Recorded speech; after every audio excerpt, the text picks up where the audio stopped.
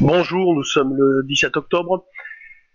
Les jours se suivent et se ressemblent. Ce matin, le marché a ouvert sur 74, plutôt pas mal.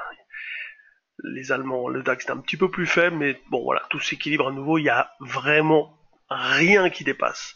Le marché, les marchés même n'arrivent pas à prendre de la volatilité malgré des news qui sont plutôt pas mal, parce qu'hier l'indice d'activité manufacturière aux États-Unis est ressorti au plus haut depuis septembre 2014, donc c'était plutôt bien.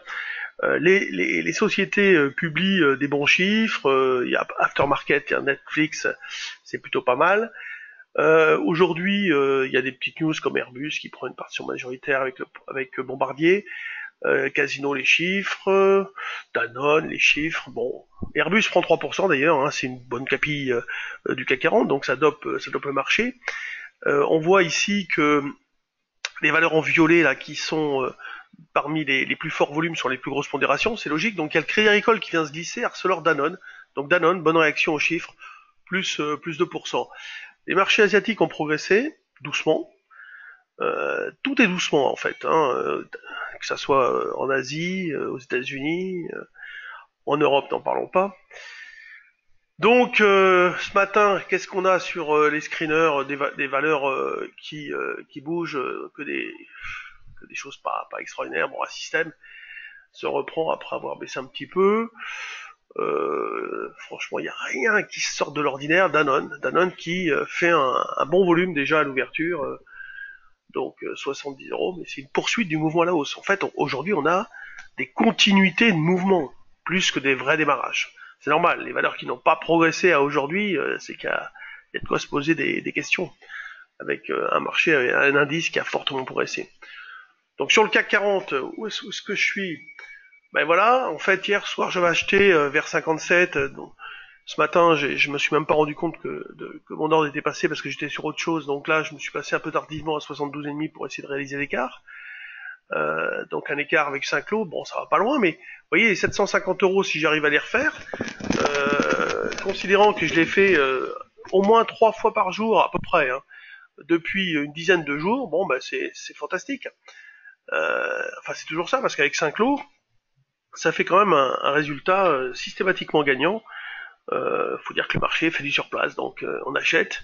Le plus compliqué, c'est de se dire je continue d'acheter. Donc et là, je suis replacé aussi.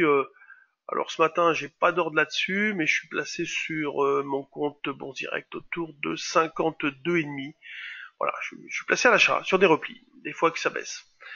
Donc le DAX est plutôt aussi correctement orienté. Donc là, il vient de rebondir un petit peu. On peut se placer à l'achat, vous voyez, vous regardez votre graphe comme ça, pourquoi pas vers 70, 75. Voilà, ça c'est une zone support. Après, si on veut jouer un retracement plus important, on peut se placer évidemment en embuscade plus loin. Ici, par exemple, vers 57, pourquoi pas. En fait, quand les marchés ne sont pas vraiment dans des directions bien ancrées, c'est toujours compliqué, c'est toujours une galère. Surtout psychologiquement pour se positionner, on se dit à force, ça finira par ne pas le faire, par se retourner un peu, mais le marché ne respire pas du tout, du tout, du tout. L'eurodoll a été rebondi ces derniers temps. Là, il retrace à nouveau. Alors moi, si vous voulez, j'ai pas d'ordre là-dessus, mais je suis placé vers un 17,30 et quelques. Non, 43. Voilà, 43. Donc ça, c'est vraiment là, je vous donne l'indication un peu du trade du jour ce matin. Un 17,43.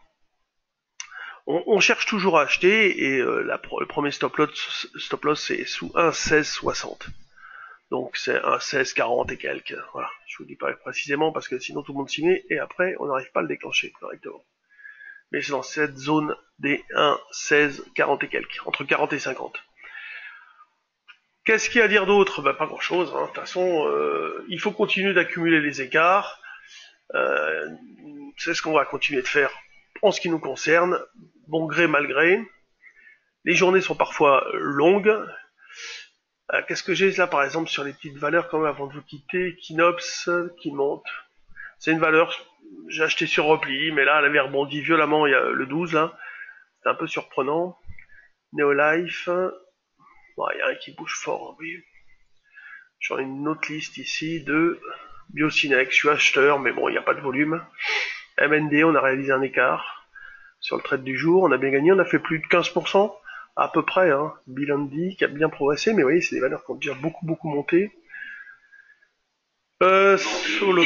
Ah voilà, ça c'est voilà, ça c'est la vente à 72. Bon, ben les 750 € sont faits, donc je me replace systématiquement. C'est ce que je vais faire une fois que j'aurai raccroché avec vous. Il y a vraiment pas de nouveauté. Vous pouvez, alors ça faut savoir le faire, exploiter la volatilité qui est extrêmement faible. On a une volatilité implicite autour de 10 sur novembre. Il faut acheter de la vol. Il faut acheter des calls. Par exemple, vendre des futurs sur des situations un peu de hausse, de point haut. Tenter de faire des écarts, donc ça s'appelle un peu de synthétique. Et le call, grâce à la tendance qui reste quand même haussière, peut ne pas se dévaloriser. En tout cas, on en reste proche, on reste proche de ce call et on peut l'exploiter pendant un certain temps. Eh bien, je vous dis bonne journée, bon trade et à demain.